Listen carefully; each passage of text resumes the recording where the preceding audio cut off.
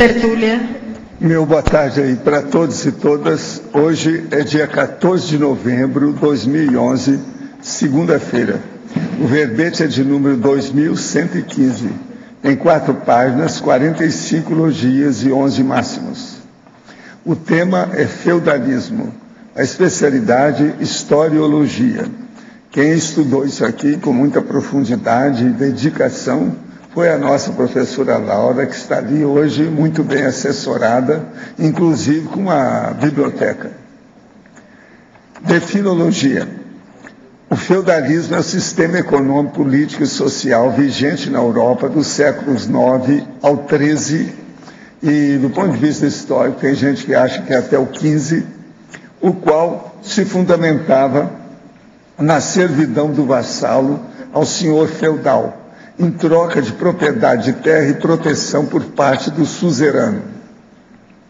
A estrutura secular dos retropensenes, o direito à gleba de terra para morar em troca de vida sem sentido, o trabalho duro em condições infra-humanas, os valores perdidos e irrecuperáveis da pessoa nascida vassala, os bens secularizados devolvidos para a igreja, as promessas dos vassalos aos senhores, o cavalo, o meio de transporte no feudalismo, o obscurantismo feudal. Tem mais de 20 linhas a fatologia, vale a pena ver. Agora, a recomposição dos erros holobiográficos, a assedialidade cronicificada. Na argumentologia nós temos aí o tópico da caracterologia com a sociedade feudal, caracterizada por 4 aspectos determinantes citados em ordem aqui lógica, com calma. Na geopolítica tem os 6 locais da Europa Ocidental alfabeticamente ordenados, no qual o regime feudal foi consolidado. Na remissiologia dos 15 itens nós destacamos antepassado de si mesmo, aulicismo, elitismo cultural, libertação do clã e mega retrocesso. A frase enfática que praticamente ela parece perfeita é: o feudalismo medieval, vergonha humana, representou atraso à evolução das consciências. Hoje ressurge no eufemismo neofeudalista, ainda mantenedor das manifestações parapatológicas. Você defende ou justifica de alguma forma o feudalismo? Qual ganho secundário você obtém com tal defesa inaceitável? A bibliografia tem 2 fontes bibliográficas. Na mega análise aqui a gente eu destaquei aqui 18 itens que eu vou ler. Historiologia, feudalismo, servidão, antidemocracia, medievalismo, obscurantismo, antievoluciologia, assedialidade, baratrosfera, subordinação, submissão, coerção, suzerania, vassalagem, arcaísmologia, sociologia, escravidão e propriedade. São 18 itens praticamente que sintetizam a realidade aí do feudalismo. Agora, questionamento. Aplicar na Bolsa de Valores é cosmoético? Quais os prós e contras? Aí depende da intenção da pessoa, o que ela vai fazer com as aplicações. Tudo isso depende. Se for para um pé de meia normal, para a pessoa poder fazer assistência, está tudo bem. Foi o que eu sempre fiz com a Bolsa. De modo que tem aqueles outros que roubam bilhões de dólares, como aconteceu com aquele Madoff. Cada um faz o que pode. Precisa ver o que é. Lá é uma Vegas, é um cassino, depende do que é que a pessoa vai pensar, se é cassino ou se é um processo de aplicação de recursos. Sofro de um distúrbio do movimento chamado de distonia. São contrações involuntárias de grupos de nervos de algumas regiões do soma de origem neurológica. Este ano me submeterei a uma neurocirurgia chamada de DBS, é o Deep Brain Stimulation, em português que é a estimulação cerebral profunda. Tenho obtido grandes resultados desse tipo de intervenção. Os amparadores me informaram que sairei da intervenção 100% curado. Gostaria de saber se o senhor conhece algum ou algo a respeito desse estudo e da cirurgia que me submeterei. Acredito que deve existir a paraneuromodulação.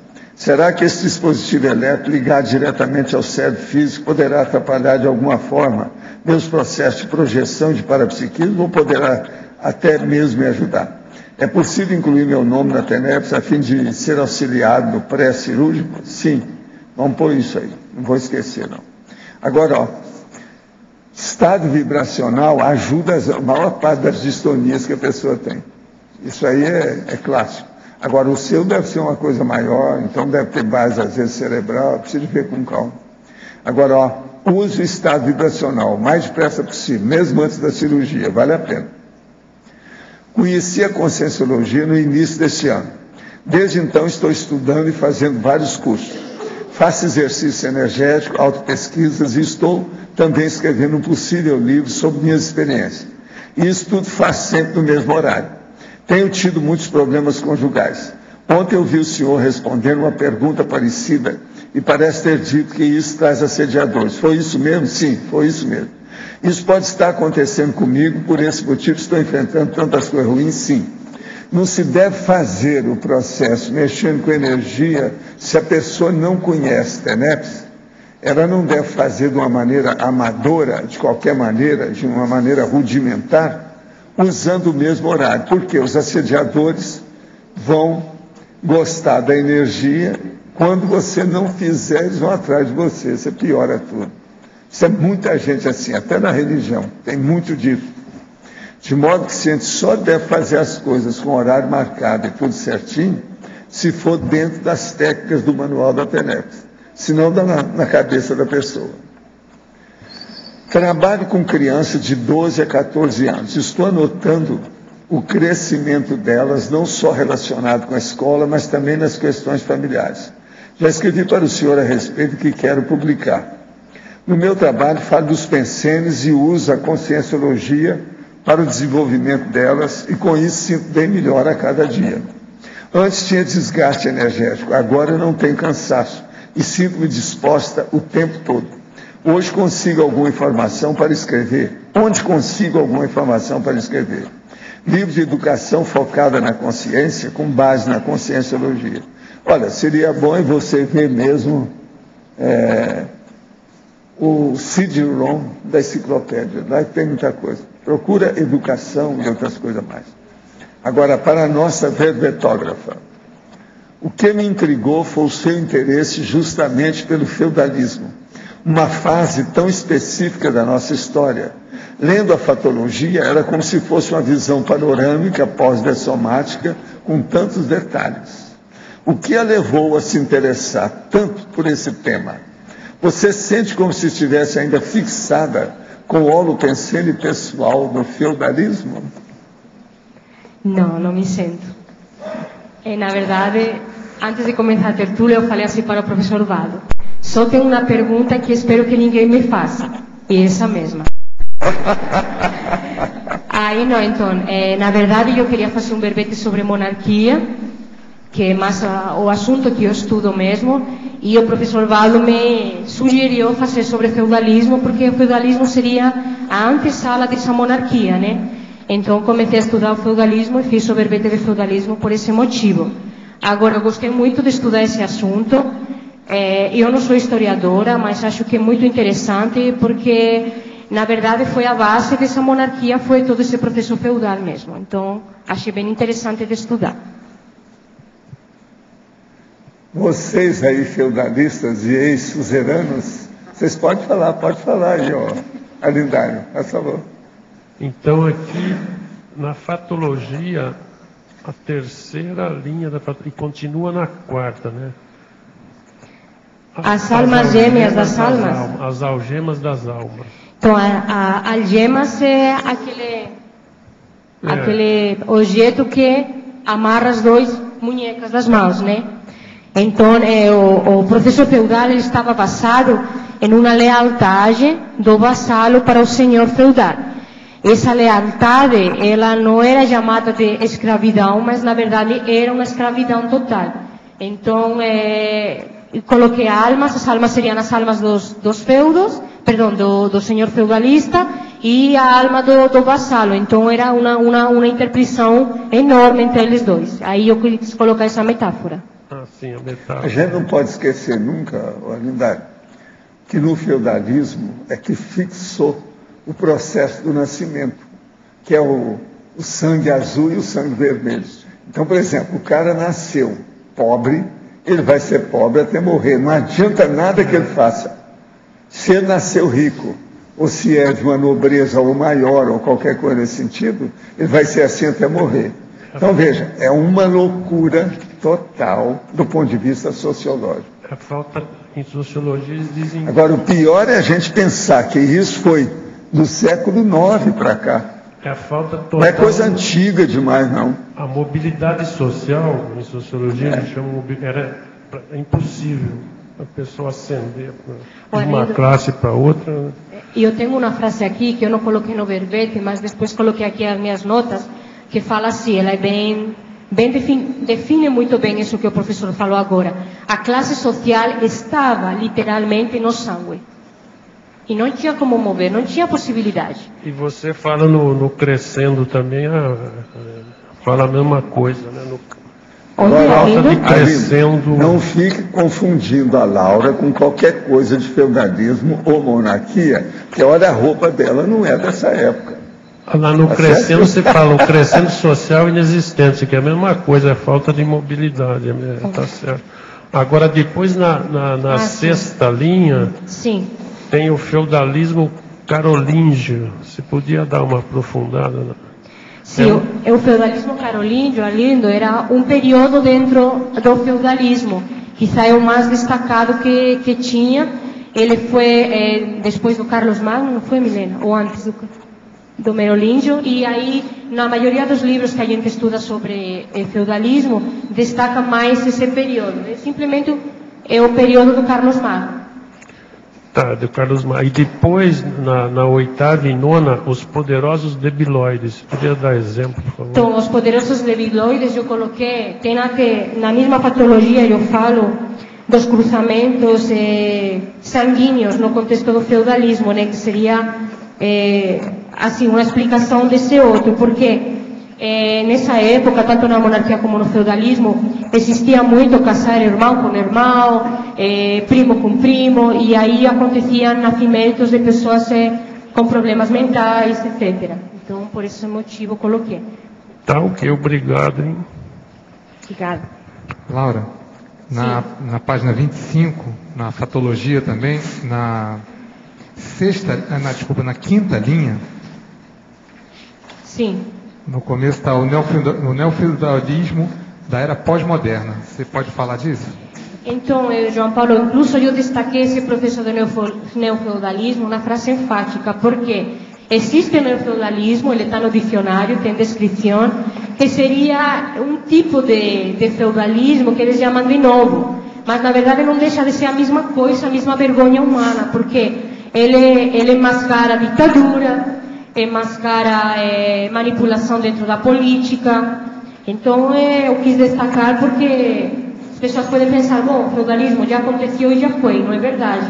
Ainda tem o neofeudalismo que mascara outro tipo de feudalismo que acontece hoje no século XXI. Mas você pode assim falar assim alguns exemplos assim latentes assim que a gente... Ditadura, por exemplo, João. Ditadura é catalogada como neofeudalismo. Hoje temos ditadura ainda no planeta. Laura, sim, página 24, patologia, sim. Linha 5 de baixo para cima. O surgismundismo humano planificado. Você podia me dizer qual é a relação com o tema? Bom, eu entendo aí ainda o surgismundismo como uma coisa bem... como é que eu posso falar isso em português? Existe a palavra putre? Não, não existe. Mais que podre. Muito deficiente, muito deteriorado. E no caso, dentro do feudalismo, esse surgismo ele era cronificado.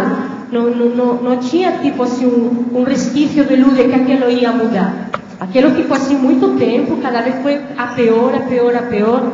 Cada vez o clero era mais forte, cada vez as pessoas eram mais submissas, e aquilo foi cada vez sendo mais forte, até que finalmente, já lá pelo século XIII, aquilo começou a dar uma melhorada, entre aspas, né? E isso foi o que eu quis dizer com essa frase. Laura, que é, e ainda tinha também o sugismundismo literal, né, que as pessoas faziam as necessidades pelas ruas, pelos cantos, comiam, botavam as coisas no bolso. Quando eu coloquei essa palavra, eu entendi no espanhol, mas eu acho que no português é o mesmo significado. É pobreza, é sofreira, é imundícia, é... Sr. Valdo, tem alguma explicação do porquê que em Natal tem tantas construções reproduzindo assim o período medieval? Castelos, fortificações? Não, lá em Natal tem muita influência histórica dos processos da escravatura, entende? Então isso chamava a atenção. Você tem que lembrar isso. Milena, eu coloco precisamente é o processo de escravatura, escravidão. Na patologia, no final, vocês veem que eu coloquei as festas medievais do século XXI como elemento de atração para o turismo moderno. E antes disso, eu coloquei as fantasias feudalistas usadas pelas consciências patológicas antepassadas de si mesmas. Isso existe ainda no século XXI. Agora, ó, em Natal tem uma coisa interessante. Existem essas coisas, mas lá tem muita gente de nível mental somático que se interessa pelo processo do discernimento do mental soma.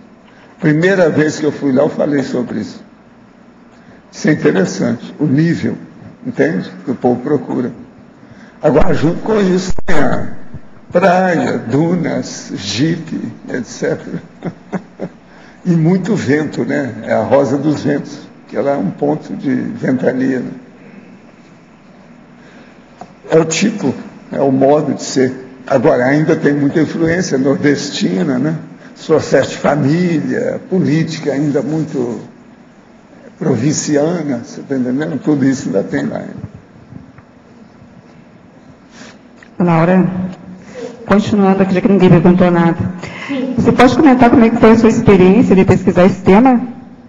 Na minha experiência fazendo o a sua percepção, na hora que você começou a pesquisar o tema, o que você percebeu? Então, Neira, eu vou ser muito sincera. Para mim foi difícil fazer esse verbete, porque tem muita coisa que você estuda que vem desagradável, né? Então, eu até falei para o Valdo, eu tenho que ter estômago para estudar isso aqui. Ele falou, não, eu já discordo, eu acho que em certos momentos tem que ter. Tem coisas que pegam muito, que são bem injustas, né? Quando pega a pessoa que está estudando um tema, é porque ela ainda tem uma raiz lá dentro, ela está com o pé lá dentro. Quem estuda totalmente isento por fora, porque não tem mais pé nenhum nem dedo lá dentro. Isso é lógico. Eu gostei de estudar porque eu gostei. Pois é, mas eu já falei para você que é para limpar. Você está limpando seu caminho, pouco a pouco. Está enxaguando, entende? Isso é uma redenção dentro do processo. Agora, veja, é o que eu falei com a Linda. Ela não tem nenhuma forma, aparência da época da monarquia. Agora, olha o jeitão dela. Ela não parece gente da monarquia? Um jeito. Você pensou, se você colocar ali uma coroa nela, não tem muita diferença. Adapta tudo. Se colocar uma roupa cheia de... também vai pegar direitinho. O verbete agora é com 5 banhas, gente. Mudou assunto. Mas agora, cuide.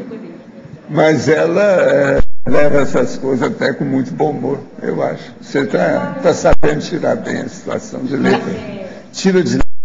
Mas então, Neira, foi interessante, mas também foi um pouco desagradável às vezes. Sobretudo tem passagens no feudalismo que explica coisas de animais também. E eu gosto muito de animais, então essa parte aí para mim foi um pouquinho mais complicada. Não, e é o que você escreve, o feudalismo era dirigido por cavalo, né?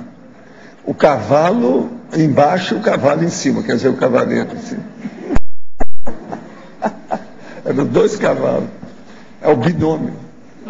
Cavalo, cavaleiro. Só para acabar de responder a Neida, o saldo foi bem positivo, Neida. Acho que pela minha pesquisa de monarquia, eu precisava mesmo de pesquisar feudalismo. Inclusive, nós vamos ter um curso sobre monarquia no final de janeiro. O curso se chama Profilaxia das Posturas Monárquicas. A primeira aula vai ser da Milena Mascarenhas, que é historiadora, e ela vai falar do feudalismo como antessala da monarquia. Porque realmente, para a gente entender bem o processo da monarquia, a gente tem que colocar o cavalo dentro do feudalismo, para entender. Laura, aqui no ar. Aqui em cima. Queria falar, você falou aqui do ideal cavalheiresco, ideal da cavalaria, que é aquela honra do cavaleiro medieval que marcou todo aquele período, e marcou também os samurais do Japão, no mesmo, mais ou menos, que era igual. Você chegou a levantar alguma coisa disso? Não, eu estudei esse processo da honra, que era bem sério, né? Na verdade é assim, o pacto do senhor feudal com o vassalo era baseado na honra. A palavra tinha muito valor naquela época, então tinha um ritual que era assim, tinha vários rituais, mas o mais falado nos livros, assim, nas pesquisas, é o senhor abria as mãos, colocava as 2 mãos assim, abertas, o vassalo ficava de joelhos, obviamente, né? E colocava suas mãos assim, na mão do senhor, oferecendo para ele a lealdade, o trabalho dele, etc, etc. E aí, se o senhor fechava a mão, aí o pacto ficava fechado. Ele aceitava o vassalo como dava proteção para o vassalo, morar nas terras, etc. Mas aquilo não tinha contrato, no papel nenhum. Então era só pela honra mesmo. Era a palavra que valia, que tinha o valor. E os cavaleiros, no caso dos cavaleiros, o que acontecia? Cavaleiro, na verdade, era só vassalo real, porque tem o vassalo e tem o vassalo real. O vassalo real, ele era vassalo ou de um rei ou de um imperador, mas ele era vassalo também. Só que ele, a sua vez, tinha outros vassalos que não eram vassalos reais. Esse vassalo real, ele tinha a obrigação de ir para a guerra, né? Para defender a honra e as terras exatamente do rei. Então, tudo tinha a ver com essa honra, esse pacto entre cavalheiros, tudo girava em torno disso. Sim. Aqui. Uma pergunta. No século XII foi redigido a Carta Magna. Qual a sua opinião a respeito disso? Então, Cris, da Carta Magna eu não aprofundei muito, mas eu vi alguma coisa. Inclusive, eu vi aqui num filme, um DVD que o Jarbas me deu, bem interessante. Chama, como é que fala em inglês? Inside the Medieval Mind. Então, aqui eles falam um pouco dessa Carta Magna, e foi o único que eu pesquisei, que eu vi. A Carta Magna, ela foi, na verdade, aconteceu assim, no final já do século XIII, aconteceu uma peste muito grave na Idade Medieval. E essa peste matou a maioria das pessoas. Então, o que aconteceu? Os senhores feudais encontraram que não tinha mão de obra para trabalhar as terras deles. E aí os vassalos começaram a pensar, bom, agora nós somos muito necessários, somos muito poucos, vamos ver se tem a possibilidade de mudar um pouco esse processo do feudalismo. Eles começaram a pensar, bom, será que a gente não pode receber dinheiro por o trabalho? E ao mesmo tempo que isso estava acontecendo, essa pequena rebelião entre vassalos, os barões, que eram vassalos reais, decidiram escrever uma carta onde eles pediam para dividir o poder do rei. Né, para diminuir o poder do rei, colocar um limite no poder do rei. Então, foi o que eu estudei sobre a Carta Magna, foi mais ou menos isso aí. Aí, o que eu também eu observei, mas isso aí, claro, não dá para afirmar. Mas tem alguns historiadores que falam que foi a partir daquela Carta Magna que começaram a se criar parlamentos, um pouquinho mais de democracia, dentro da monarquia. Perguntava por isso, porque eu também não sei muito respeito, mas tem a ver com a procura do respeito dos direitos conscienciais. Sim, só que assim, eu acho que mas isso... acho que não era muito, não, mas muito forte, mas... Não, mas é assim, é importante na história essa carta quando se fala de direitos, de parlamento, mas eu acho que ainda é muito eufemismo, porque era tudo ainda muito... A época mostra que realmente Não dava, não, mas... Não era, imagina, a democracia na Idade Média não existe. Tá não bom. tinha, né? Na definologia, página 24, terceira linha. Não seria mais adequado usar a expressão em troca da concessão de uso da terra, ao invés de propriedade?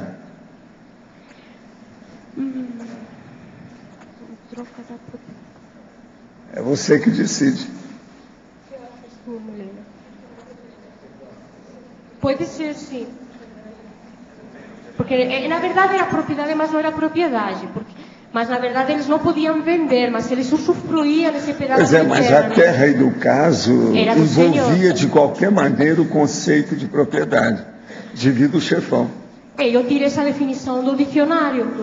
Não, a gente, só para atender a galera, a gente põe aqui, no servidão, na servidão do vassalo ao senhor feudal, em troca da propriedade de terra e proteção por parte do suzerano. A gente pode pôr, importe em troca de propriedade, põe entre parênteses, terra, se você quiser, para ficar melhor.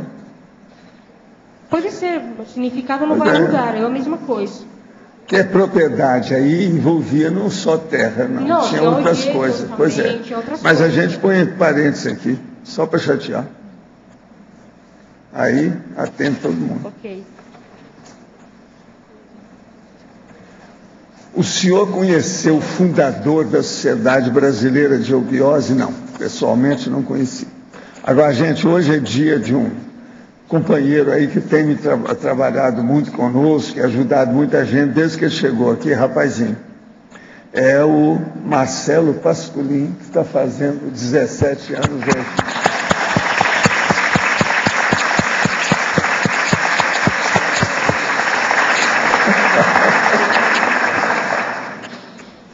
Quando ele chegou, tinha cabelo comprido, com rabo de cavalo violento, ou rabo de égua, não sei bem, mas enorme, entende? Agora, rapazinho ainda, mas muito cheio de vida, trabalhando aí, ó. Quantos anos já faz, Marcelo?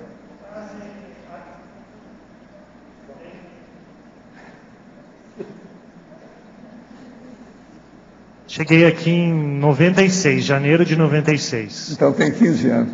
Né? A fera, é um homem. Ah lá. Mas não era tão comprido assim esse rabo de cavalo. Não, era o mais comprido, o povo todo tinha aí, matéria de homem. É bem mais comprido que a minha barba. Lá atrás. Agora a sabedoria já está chegando. Quer dizer... é? Não, você já está com umas entradas. Isso aí não era muito comum na época, não. Tem umas entradas. Tudo faz parte, né, da personalidade. Gente, eu entrego a professora Laura a vocês. Olha bem. Quem é que vai agora enfrentar o feudalismo? Olha, é bom vocês falarem isso. Esse assunto mexe com a maioria de vocês. Só assim uns 80%. Na página 25, sim.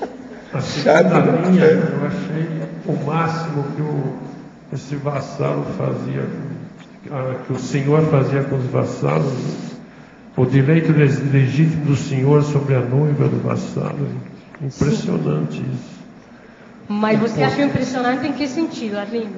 Não, impressionante. Tem que explicar, né? Impressionante no sentido negativo, é lógico. Ah, tá, tem que... Então, esse era um dos direitos que o senhor tinha, né? Primeira coisa, ele precisava do consentimento do senhor para casar. Se não tinha o consentimento, não podia casar. Se ele queria casar fora do feudo, ele tinha que pagar uma taxa. Mas mesmo assim, uma vez casado, a primeira noite... com a mulher não correspondia ao marido e sim ao senhor feudal. Agora, só na caracterologia última aqui, na propriedade, se podia aprofundar esse parcelamento máximo do direito de propriedade? Sim. Esse conceito de parcelamento, ele faz referência à divisão de terra. Tá? Então, como é que acontecia esse processo? Primeiro, tinha os lados, né? Esses laços, como eu falei antes, eram sem contrato, eram baseados na honra. Aí depois tinha a propriedade, que ela era dividida no máximo de pedaços, porque mais pedaços, mais vassalos que iam trabalhar, mais que aquela terra ia produzir, certo? Aí depois tinha a hierarquia dos direitos, né? Em relação a hierarquia das relações das pessoas eram relacionadas à hierarquia da divisão das terras. Então, para dividir a terra também tinha uma hierarquia estabelecida pelo senhor feudal, né? No caso. E aí, no último ponto, o poder, que acontecia? Depois da caída do Império Romano, as cidades elas começaram a se centralizar em espaços mais pequenos. Então, eles precisaram de criar um estado, de criar tipo um prefeito, para fazer uma comparação com o que hoje é, né? Então, tinha essa questão que seria o nascimento da aldeia. Então, cada aldeia, cada condado tinha o seu próprio poder, a sua própria forma de ser levado, e os vassalos tinham que entrar dentro daquela ideia que fosse estabelecida dentro daquela aldeia. Então, o poder ficava dentro de cada porção de terra. Não sei se eu expliquei muito bem isso aí. Sim? Correto, obrigado. Na primeira página, na penúltima linha da fatologia, você coloca a cabeça baixa e as costas largas. Sim. Você pode aprofundar essa ideia? Então, quando eu falo de costas largas, me refiro a uma metáfora daquela pessoa que aguanta tudo, que suporta tudo, né? Então, vamos pensar o que um vassalo não tinha que suportar, né? Tudo. Não era só trabalho físico, era assédio moral, era falta de liberdade, era submissão total, né?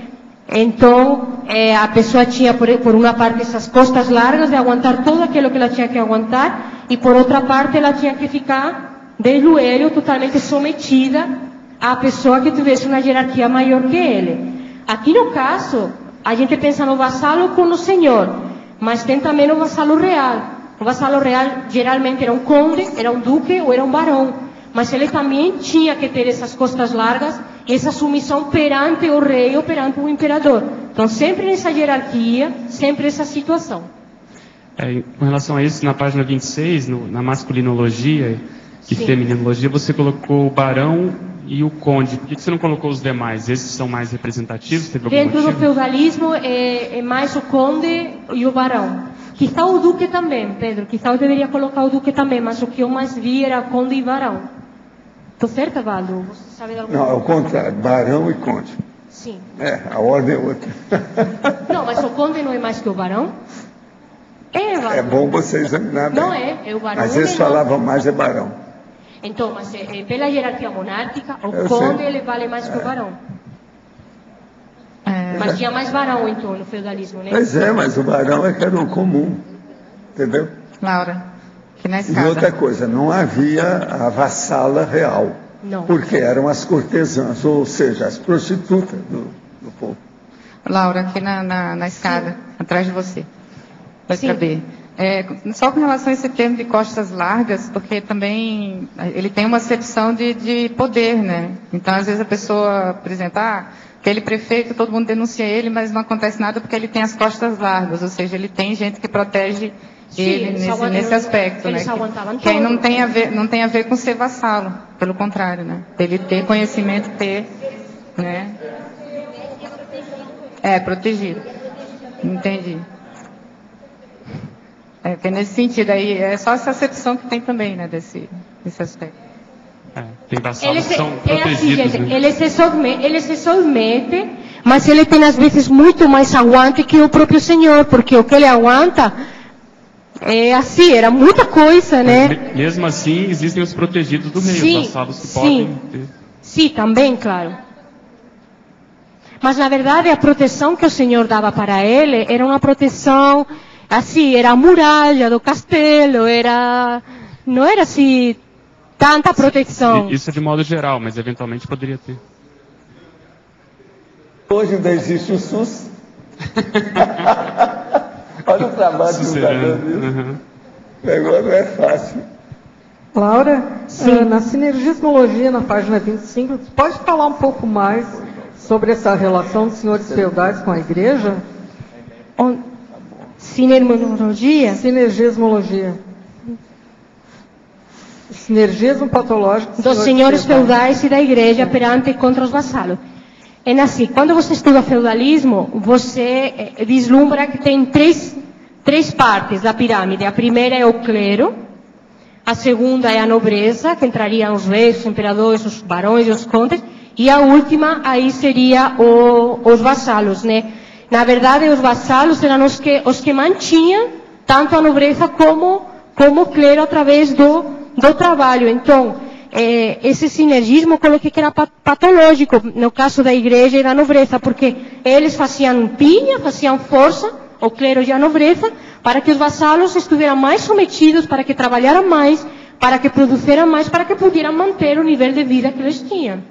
Então, no caso, esse sinergismo da igreja com a nobreza era totalmente patológico. A igreja que inspirou tudo isso. Sim. Agora, depois, tudo isso é que inspirou mais a escravatura recente, moderna, dos últimos séculos. Sim.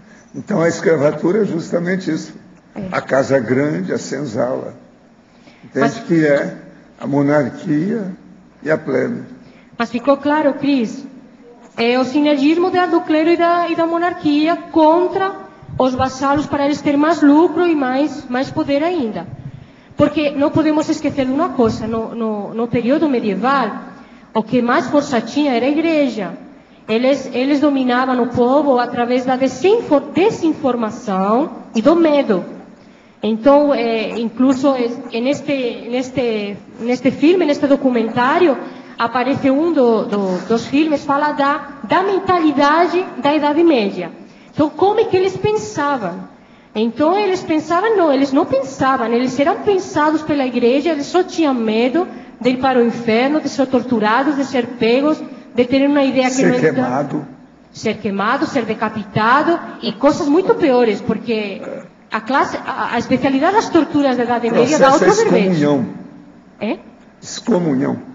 Excomunhão também. Então... A vergonha que tudo isso ainda existe até hoje. E outra coisa, foi a igreja também que inspirou o processo dos islâmicos, os muçulmanos, está tudo aí. Agora, o J. Cristo está atrás disso tudo, coitado. Até que ponto que ele tem culpa, né? Na verdade, se vocês param para pensar, esse feudalismo, ele criou as bases de todas as injustiças que hoje a gente tem. Tem. Não é, Valdo? Muita coisa ainda tem, mas é que antes dele, o processo todo era a igreja, né? O negócio vem de longe. Você veja bem, os muçulmanos, eles foram criados pouco antes do século IX, não foi? Como é que é? Tudo é isso, foi derivações do processo. Laura, aqui Sim. no ar, na nona linha, de cima para baixo, na fatologia. Desculpa, não escutei, que página? Página 24, Sim. fatologia, Sim. nona linha, tá? Eu queria que você falasse um pouquinho mais sobre a questão das cruzadas, tá?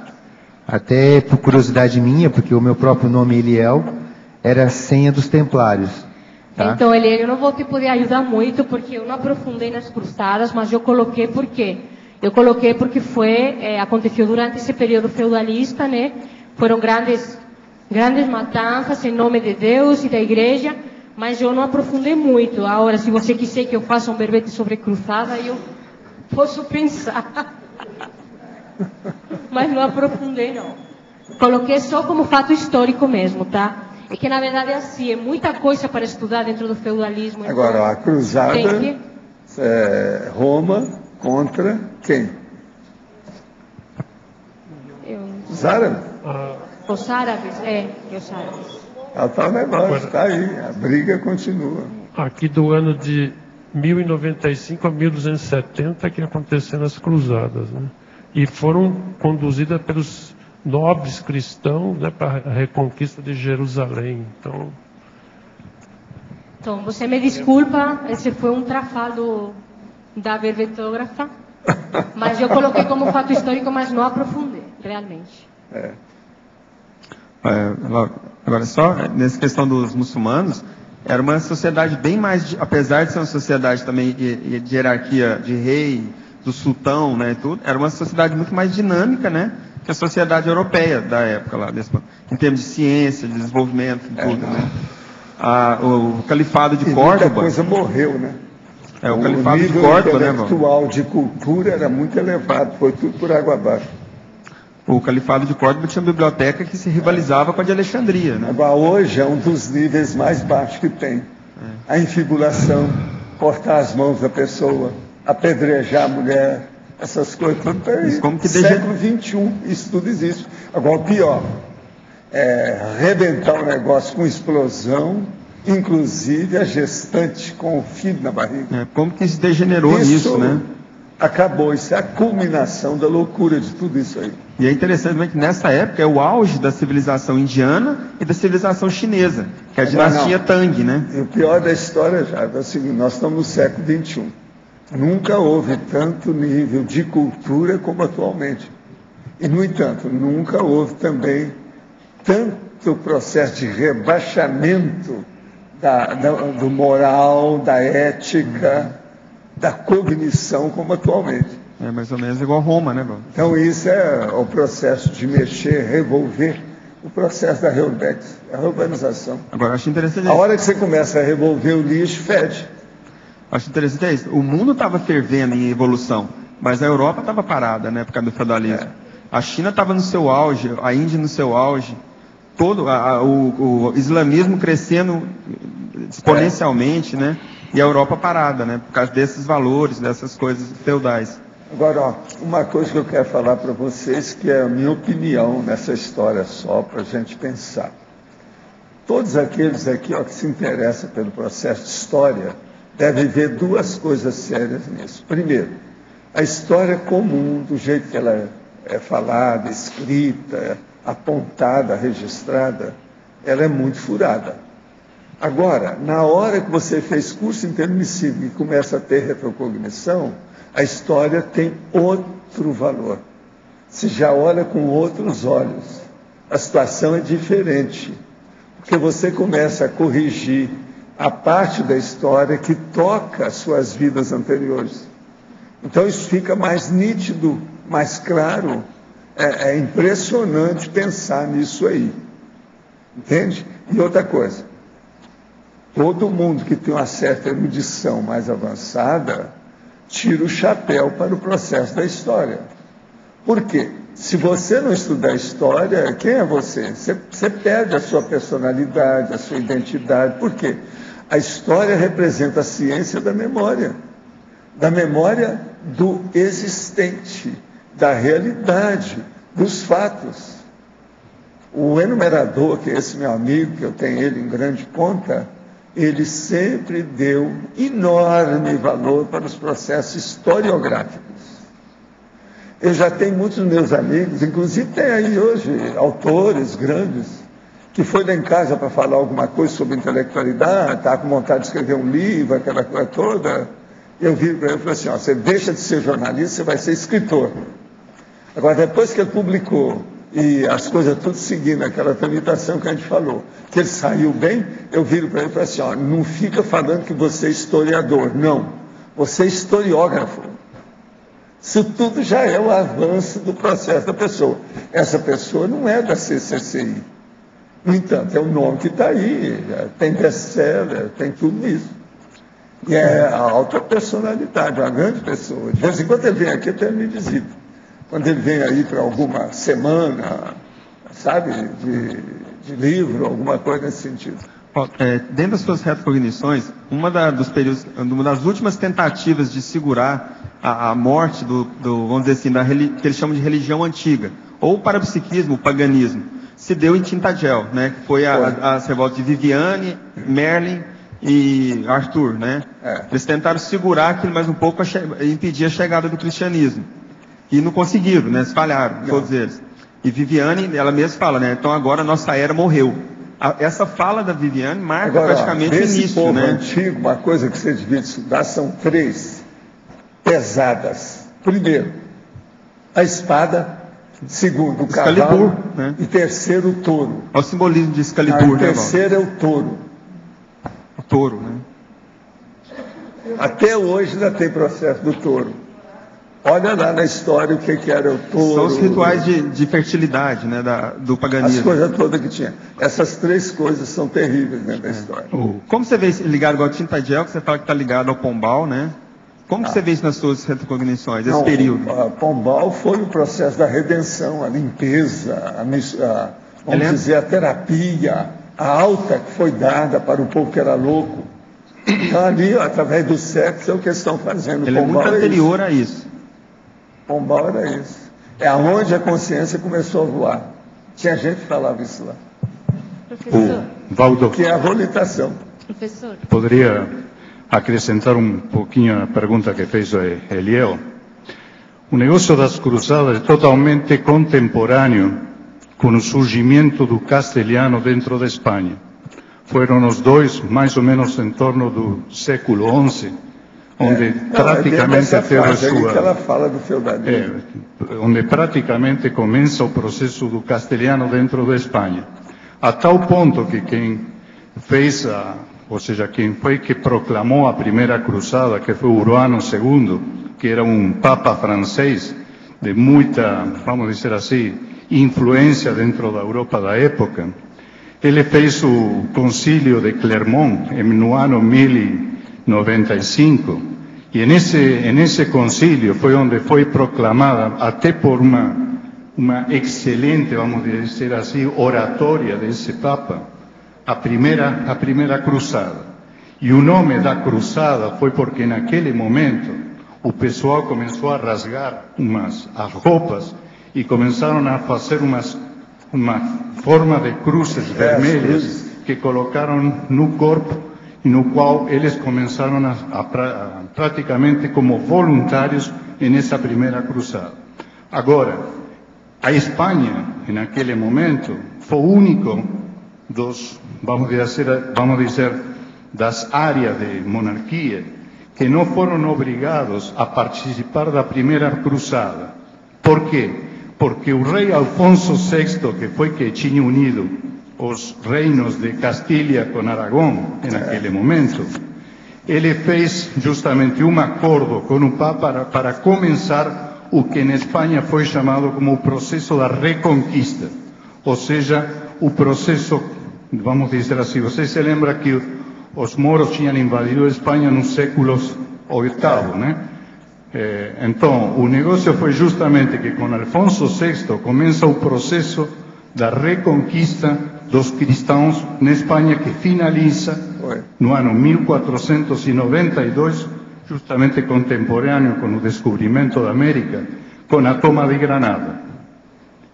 A primeira cruzada que chegou em Jerusalém em 1099 foi a única que conseguiu conquistar Jerusalém durante um século. Depois veio o processo de Saladino dos moros e aí ficaram eles até hoje. Não é fácil. Agora vamos pensar. Na Espanha até hoje ainda se fala em mourisco. Isso é importantíssimo a gente pensar. Professor, Mourisco. Nabi, o feudalismo durou vários séculos, né? Extrafisicamente, que movimento que houve? Foi a Reubex que fez com que o feudalismo desaparecesse, conseguisse chegar na Renascença? O que aconteceu? Não, houve alguma coisa que eles começaram a mexer para movimentar os pauzinhos do ponto de vista político entre esses países. Tudo indica que a decorrência dessa mexida que deu isso. Mas o problema é que não tinha jeito de melhorar enquanto não fizesse as reformas das comunex, sabe, atrasadas. Então foi Reubex Agora mesmo. você vê, então foi alguma coisa nesse sentido. Agora veja, se vocês começarem a pensar que todos esses movimentos políticos e religiosos e até artísticos, eles criam reuniões com os réus, no caso hoje, naquela ocasião não era com os réus, mas o que equivale à ocasião, com os réus, que criavam com isso conglomerados, aldeias, você está entendendo? Povoado extrafísico, que eram as comunex atrasadas. Então a primeira coisa que tinha que fazer era acabar com as raízes desse mal extrafísico para que o negócio começasse a melhorar aqui. Então, por exemplo, essas pessoas que aparecem hoje e que fazem assim o revisionismo e querem fazer a renascença do feudalismo e que começa a colocar cota de malha, mexer com espada, andar de cavalo, isso tudo são conselhos que estavam nessas comunex. E elas foram colocadas para cá. Foram afastadas, né? Por quê? Muitas dessas não são assim consciências tão criminosas, fascínoras ou genocidas, não. São mais ou menos, são bobocas. Muitos desses eram levados, devido ao processo do próprio feudalismo, na condição de escravos, né? Submissos, genuflexos a situação. Então, essas pessoas aí, muitas delas, o negócio é esse. Agora, professor, o Zéfiro acompanhou essa coisa de desmantelar alguma comunex? Desmantelamento? Não, eu visitei uma série de comunex, como o Valdo, fora do corpo. Está entendendo? Nessa vida. Eu fiz isso muito na década de 60 e 70. Agora, uma coisa que é impressionante é que quando eu fui no início, em 60, na década de 60, certas comunex que haviam, que tinham uma certa relação com o Rio de Janeiro, que eu tinha ido para lá, entende? Elas, com o tempo, já na década de 70, começaram a ser desativadas. Agora, algumas dessas não existem mais. Eu sei porque, passando algumas décadas, aí 2, 3 décadas, eu nunca mais encontrei. Aí eles me falaram, não, essas não existem mais. Eles tiraram do mapa, o paramapa extrafísico, o mapeamento extrafísico, riscou do mapa aquilo. Agora, a coisa mais impressionante é que havia uma comunex dessa muito antiga no Rio de Janeiro. E eu calculo que era da época mesmo dos tamanhos, da entrada do processo aí da descoberta do Brasil. Entende? Devia de ter. Hoje, se existisse, teria 500 anos. Agora, o que se passa? Tinha gente lá que falava o português antigo, mas muito carregado. E outra coisa, eu ia falar as coisas, o povo não entendia, com o português nosso moderno. Estuda isso fisicamente. Agora, olha o atraso desse povo, como é que estava. Por isso que eu falo, tem gente que às vezes fica lá 400 anos, 800 anos e não muda nada. Agora, são comunex totalmente paratosféricas. Agora, todas essas em torno do Rio de Janeiro, aquelas que eu visitei, não existem mais. Só isso é uma limpeza. Por isso que agora está refletindo nessa coisa, eles limparam o governo paralelo, a entrada na Rocinha. Veja bem a Rocinha. A Rocinha é minha casa. Eu trabalhei lá há muito tempo. Eu deixei, porque depois falaram para mim, doutor, não é bom vir aqui não, eles podem matar o senhor aí. Quando o negócio ficou muito bravo, eu não fui lá mais. Eu dava remédio, atendia o povo. Agora, naquela ocasião, já tinha mulher que você encontrava no meio da rua, tudo assim, a gente tinha que atender. Você ia olhar, era alcoolismo. Tinha excesso mesmo, demais. Eu levava remédio, dava para os outros, tudo lá dentro. Eu trabalhei uma boa temporada, até que os próprios falaram para mim, sabe, os próprios atendidos, os assistidos. Doutor, não é bom o senhor vir aqui não, o ambiente está ficando muito pesado. Está sem segurança nenhuma para o senhor, porque lá não havia segurança nenhuma, o negócio era o Léo, de qualquer maneira, naquela ocasião. Agora, tinha mais gente que atendia, não era só eu. A gente levava até alimento a certos lugares. Agora, eu comecei com o tempo a ver certas coisas. Quando eles me falaram isso, eu falei assim, eu já estava em dúvida pelo seguinte, eu fui em alguns barracos que tem aqui e descobri que tem e eletrônicos, aparelhos que são melhores do que o que eu tenho em Ipanema. O ambiente aqui está superior, não é o de Uberaba. Em Uberaba o povo era pobre mesmo, sem relação. Aí não, a situação já tinha nível, já tinha conforto. Outra coisa, descobriram lá um verdadeiro palacete desse NEM que estava lá na Rocinha. Tem tudo lá dentro, NEM. Então veja, o meu negócio é da década de 60, 70. Entende? De lá para cá, esse negócio cresceu demais. A Rocinha dobrou o morro, aquele negócio todo invadiu, juntou com o Vidigal. Tudo aquilo eu conhecia na palma da mão. Eu ia lá. Por exemplo, aquele outro lugar lá que eles agora descobriram que tem uma ossada. Chácara do Céu. Pois é, a Chácara do Céu. Eu estive lá para ver os negócios tudo nessa ocasião. Eu percorri isso tudo lá. Entende? E outra coisa, eu ia de jaleco. O povo sabia que eu era médico, que era um perigo andar por aí. Agora, professor, nessa Reurbex que houve, né, na Europa, estando Pombal ali, meio que na supervisão do continente, ele atuou diretamente nisso da Idade Média, do feudalismo, ou teve outras comunex ali que entraram mais pesado? Não, há muita influência de muitos conglomerados, de tudo quanto é jeito. Agora, o problema é que é o seguinte, com o passar do tempo, na década principalmente 70, eles começaram a fazer o seguinte, a influência de uma comunex mais avançada, mais evoluída, sobre algumas comunex mais atrasadas. Então, eles começaram a trabalhar como se fosse província. E começaram a limpar o povo, a tirar aquilo que tinha. E a gente ia lá, julgava energia para desfazer o ambiente. Então, vinham os técnicos para desfazer aquele ambiente. Porque o processo todo é o seguinte, se você acabar com o cenário, acaba com a ideia da pessoa, ela fica desendereçada, ela perde o caminho de casa. E é isso, então, que era a última coisa que eles iam fazer. Então, ia, quando você via, daí a pouco desaparecia tudo. Agora, tinha lugar que eles não faziam desaparecer, não. Eles criavam um ambiente melhor, de jardim, que era a anti-estigmatização. Mas a maioria não, era desativação mesmo, total. Negócio sério. Tenho 35 anos e sou aluno do IPC. A maneira de evoluir sem constituir dupla evolutiva? O que vocês acham? Alguém quer responder isso aí? Terei que ressomar só para isso? Pretendo não constituir dupla, nem ter mais relacionamentos sexuais nessa existência. Não sei se passo por melinho ou se controlo bem as emoções. Onde atuo, não está falando, ele é de Curitiba. Onde atuo, existem muitas mulheres e sou convidado para eventos. Evito, a não ser que tenham conotação profissional. Tento ser assistencial intrafisicamente. Faço trabalho voluntário em hospital e dando aulas na periferia da cidade. Tenho sido atacado todas as noites por consciências loucas por sexo. Engraçadíssima essa sua observação.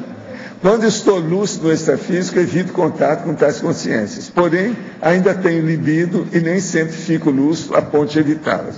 Você está querendo fazer o que o catolicismo está tentando há 1500 anos e não conseguiram, que é ir contra a biologia humana. Isso é bobagem. Sexo é igual comida, é igual sono, é a mesma coisa, ninguém foge disso.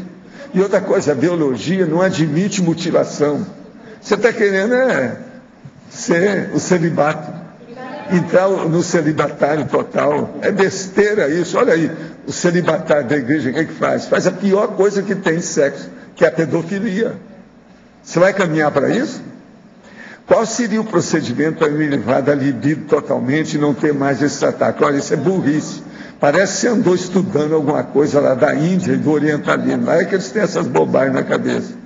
Biologia a gente tem que admitir. Você está com fome, você tem que acabar comendo alguma coisa, porque senão nem sua cabeça não funciona. Sexo é a mesma coisa. Se você começar a pensar, olha, tem gente que já fez um levantamento que um menino de 17 anos, se ele está bem de saúde, ele pensa em sexo a cada 7 minutos. Então pense bem como é que é isso em matéria de biologia na vida moderna hoje, mesmo com computador, internet e tudo mais.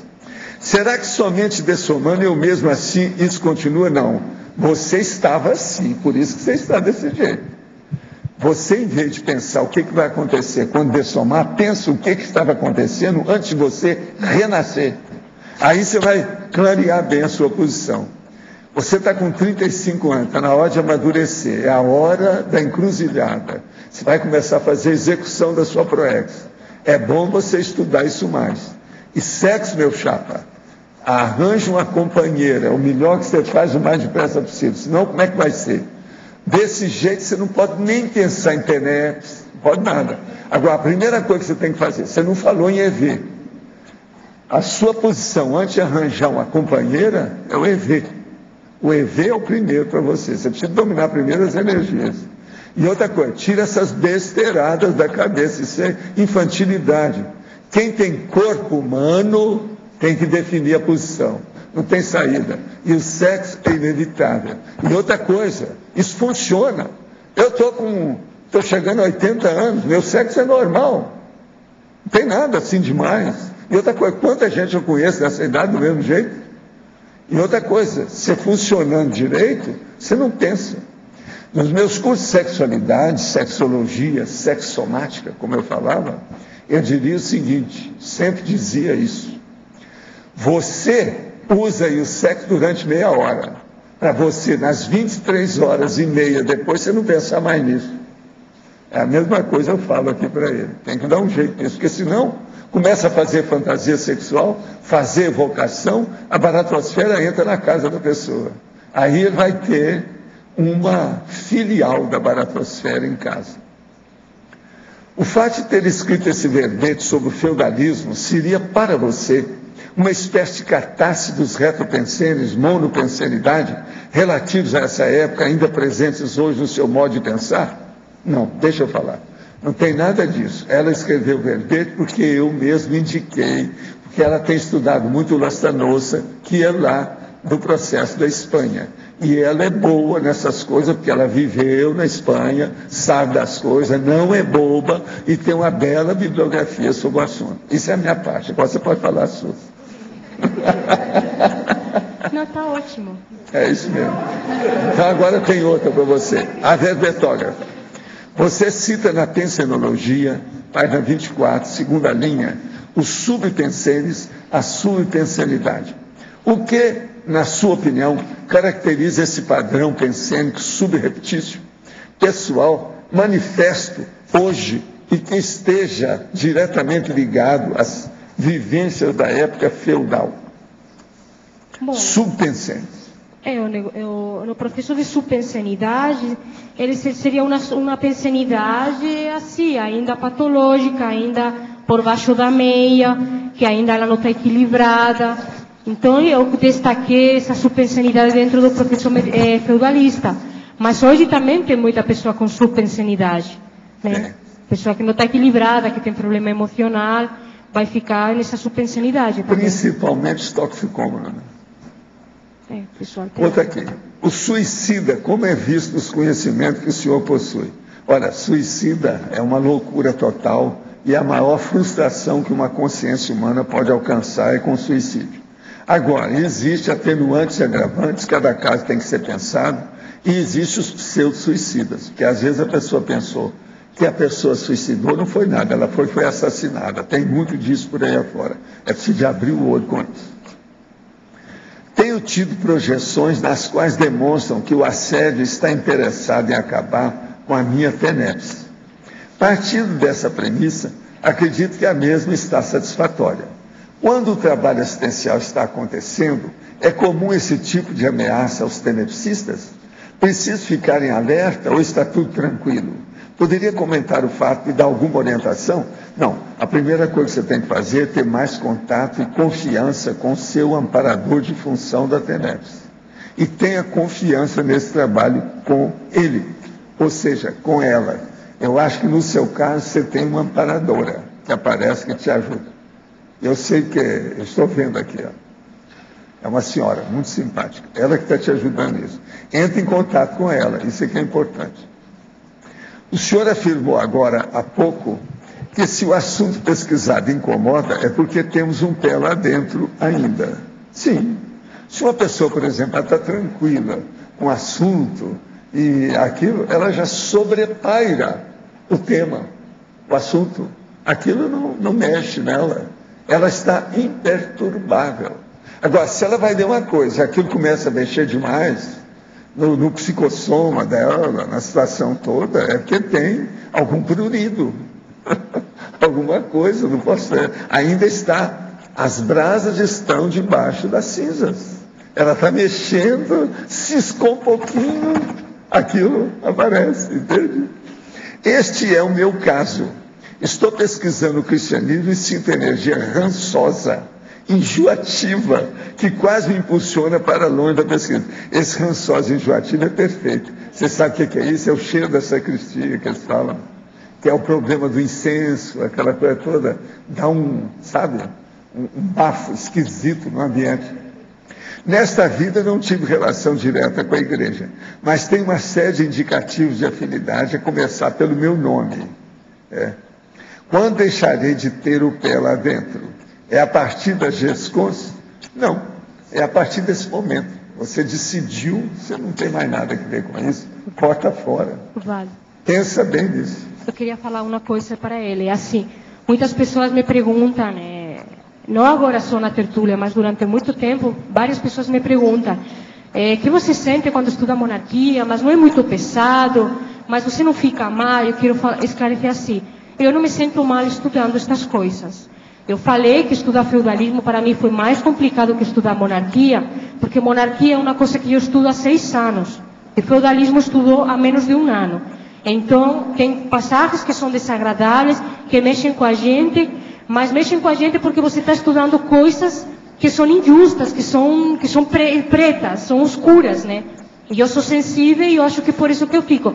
Mas eu nunca me senti assediada estudando história, eu nunca me senti mal, nunca senti uma energia antagônica comigo. Isso posso falar tranquilamente, que para mim essa parte é bem tranquila. Outro dia o senhor falou sobre um tratamento que consistiria em reclusão de alguns dias. Lembrei de uma reportagem antiga sobre o presídio da meditação em Nova Delhi, onde os presos ficam reclusos por 10 dias e se comprometem a ficar em completo silêncio e fazer meditação interior de 8 horas por dia.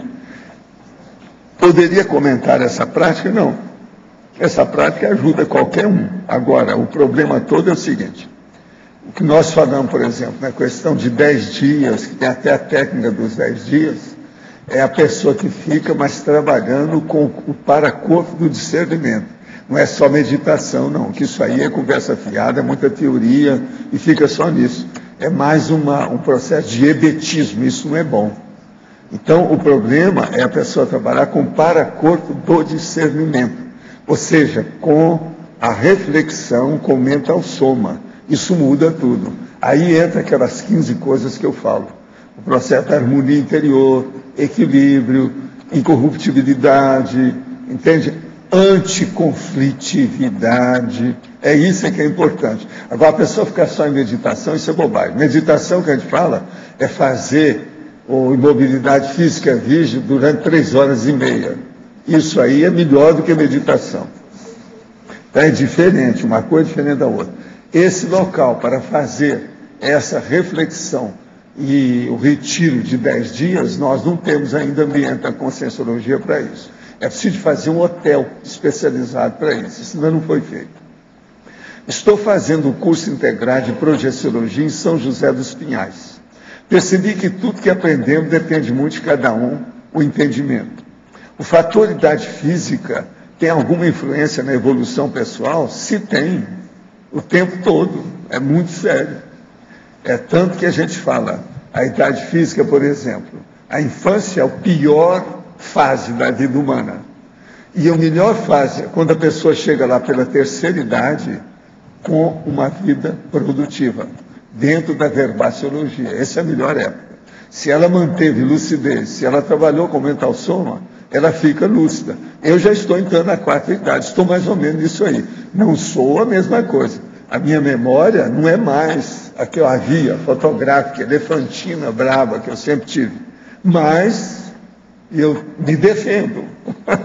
Vocês veem pela situação como é que é aqui. Eu topo qualquer parada ainda em matéria de debate, né? A situação toda de discussão de temas mais ou menos cabeludos, difíceis, a gente está aí.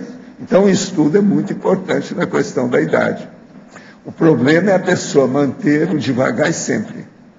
E dentro de uma produção intelectual mais ou menos boa, de algum modo. Isso é o ideal. Para isso é preciso manter leitura, essa coisa toda. Laura, aqui no ar. Queria que você aprofundasse melhor aqui na penúltima linha da fatologia, página 25. Sim. As festas medievais no século XXI como elemento de atração para o turismo moderno. Sim, até já comentei um pouquinho no início. Essas festas, Tiago, elas existem ainda em alguns lugares dos Estados Unidos e também da Europa, né?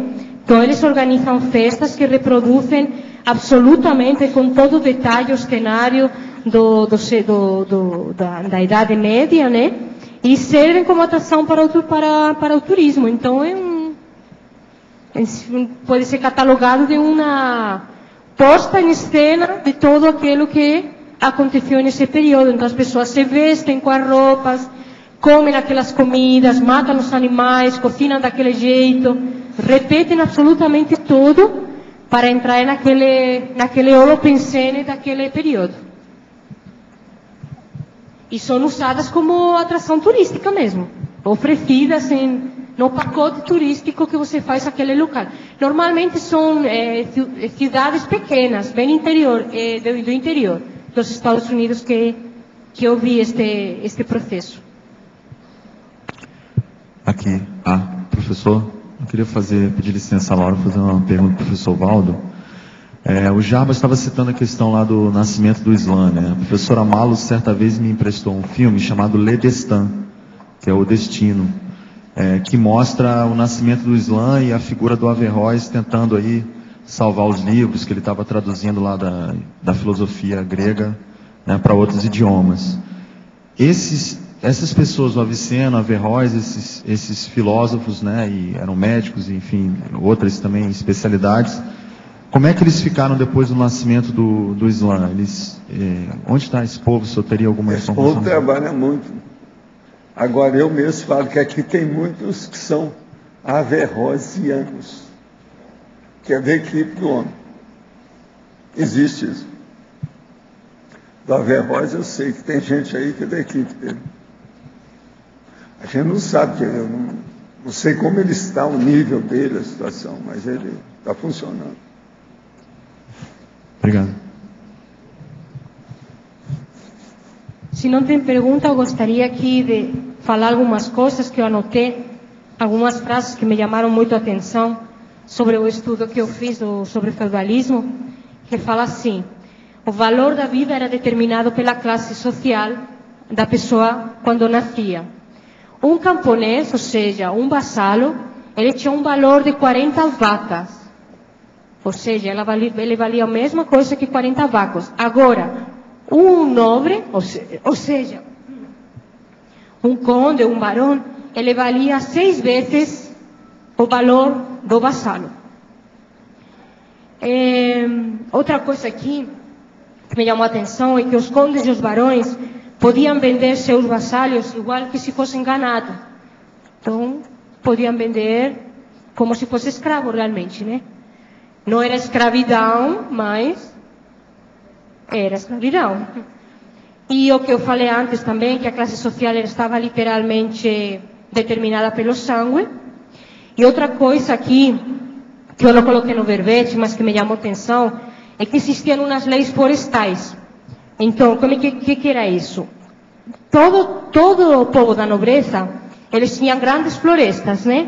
Grandes expansões de floresta. Essas florestas tinham como principal atração para o barão, para o conde ou para o rei, a caça. Eles gostavam muito de caçar. Então, quando algum vassalo fugia do feudo, eram poucos que faziam isso, mas quando algum fugia, eles iam para a floresta. Aí o rei tinha umas leis florestais e tinha umas quadrilhas de pessoas que se dedicavam à caça daquele vassalo. E a matança ou assassinato de um vassalo, ele era totalmente impune, não tinha castigo nenhum, era totalmente aceito. E as torturas que essas quadrilhas dentro da floresta faziam para os vassalos eram realmente, assim, inumanas, horríveis. E isso era uma coisa normal dentro do feudalismo também, essa parte da persecução dos vassalos. E eles faziam isso também com animais. Eu estou explicando isso assim para que vocês entendam quando eu falei que tem que ter estômago, às vezes, para entender esses processos. Por exemplo, os cachorros, vocês sabem que a monarquia tem cachorros para caça, né? Mas no feudalismo, esses cachorros eles tinham que ter um tamanho determinado. Porque se eles eram muito grandes, eles caçavam os animais. E o privilégio de caçar um animal era da monarquia, no caso, dentro do feudalismo, a monarquia feudalista. Então, o que eles faziam? Eles tinham um aparelho de ferro que era tipo assim. Fazia um círculo e aqui fechava. Bem pequeno. Então, eles colocavam, todos os cachorros tinham que entrar, tanto a cabeça como o corpo tinha que entrar por aquele objeto. Se não cabia, eles cortavam os dedos do animal para que não pudesse caçar a presa que era destinada para o monarca. Essas coisas acontecem. Você acha que tem gente aqui que fez isso? Laura. Oi. Pode falar. Na página 24. Sim. São duas questões que eu tenho para você. Certo. Uma na terceira linha da fatologia. Sim. No finalzinho. O que você está querendo falar com as algemas das almas? Então, Tânia, eu até falei no começo da tertúlia sobre isso. O contrato, o pacto que era feito entre o senhor e os vassalos, era um contrato de honra, de fidelidade, de proteção e de trabalho. Mas não, eu coloquei uma metáfora no sentido de que não deixava de ser uma interpretação. Tá? Então era uma interpretação tanto de uma parte como da outra. Tá.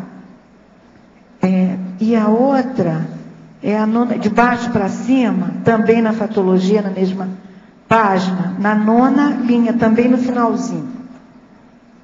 Os alfabetizados contra os ignorantes. Você está falando... Tá, os ignorantes, nesse aspecto, seriam os vassalos, que não tinham direito à formação nenhuma, e os alfabetizados era o clero, no caso. Porque os barões, os condes eram tão analfabetos. O clero. No feudalismo sim, Tânia. No feudalismo, a parte da monarquia não era muito alfabetizada também, não. Não era. Na monarquia já mudou essa situação. Mas no feudalismo era o clero mesmo. Sim, o clero que é alfabetizado. Nas universidades. Obrigada. Ontem percebi que a foto de minha filha no porta-retrato, onde ao fundo estão as cataratas do Iguaçu, estava queimada. Um ponto escuro evidenciava a queima da foto, do vidro que a protegia, da madeira de apoio e de parte da moldura. Por mais que pense, não consigo entender como se deu aquela queima tão perfeita, redonda, num único ponto. Não consigo entender. Lá em casa somos eu, minha filha e 2 cachorros. A empregada também não fuma. Pode haver alguma explicação parapsíquica para o evento? Ainda estamos pesquisando. Cabe lembrar que é no quarto que faça PNEVs todos os dias, 4 horas da manhã. Olha, registre isso aí, deixe e vamos ver o que acontece. Agora, você não falou do povo que entra na sua casa. Você deve receber visita. Isso também é importante ver. Estou seguindo as tertúlias desde o início desse ano. Fiz o acoplamentário, desde então estou mudando muita coisa na minha vida.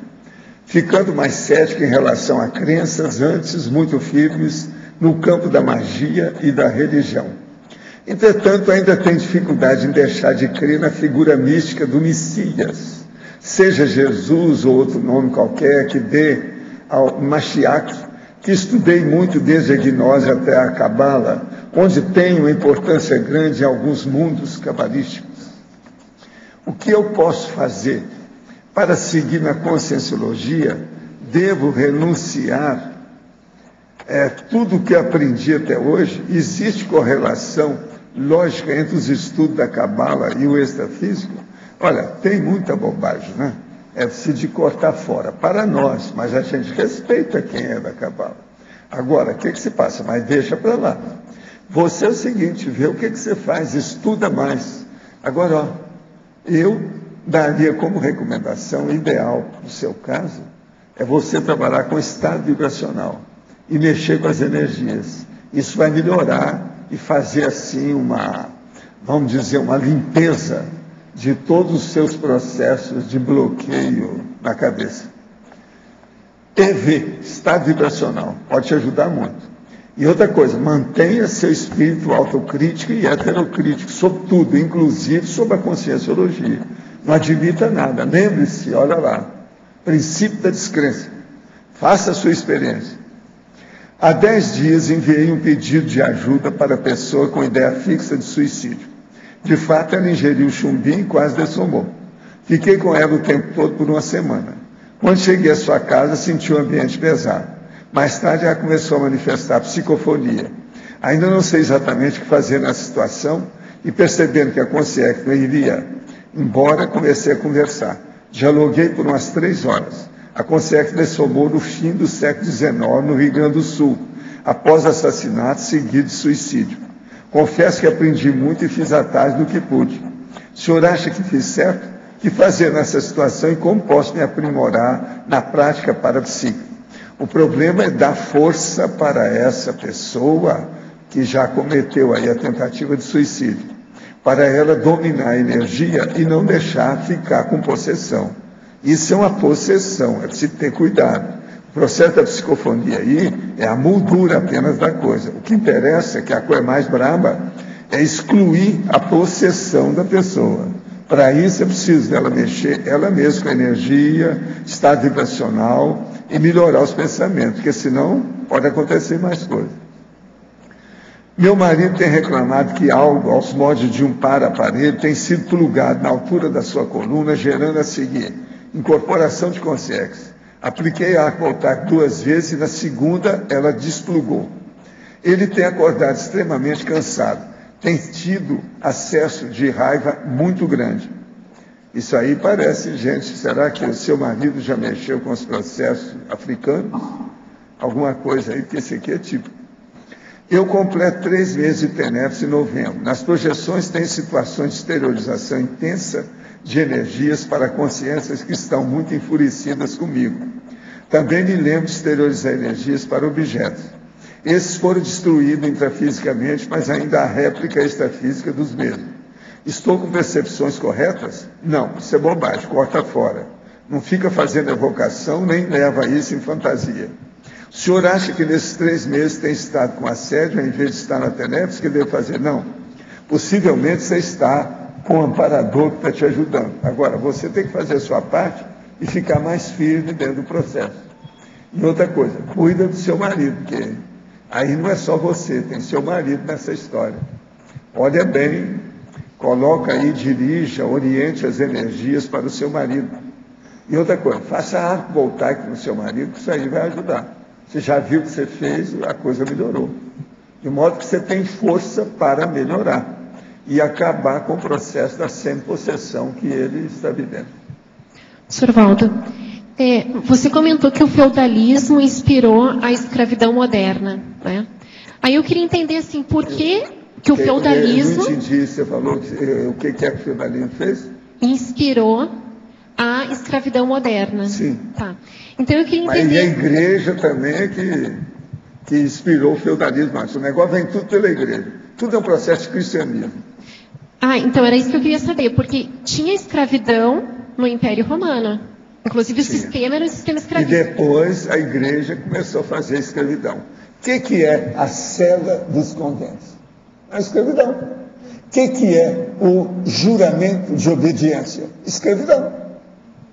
Lá não tem princípio da descrença, não existe isso. Você tem que crer, admitir e obedecer cegamente, acabou, é o dogma. Agora, o cristianismo jogou tudo isso no buraco. O erro dessas coisas todas aí, tudo, eles inspiraram essas coordenadas todas. O hitlerismo, o nazismo, foi tudo inspirado na Igreja Católica. É só observar, vamos estudar história, é isso que eu estou falando, vamos estudar historiografia. Quem estuda historiografia fica arrepiado com o cristianismo. É um conjunto de coisas ruins que tem aí.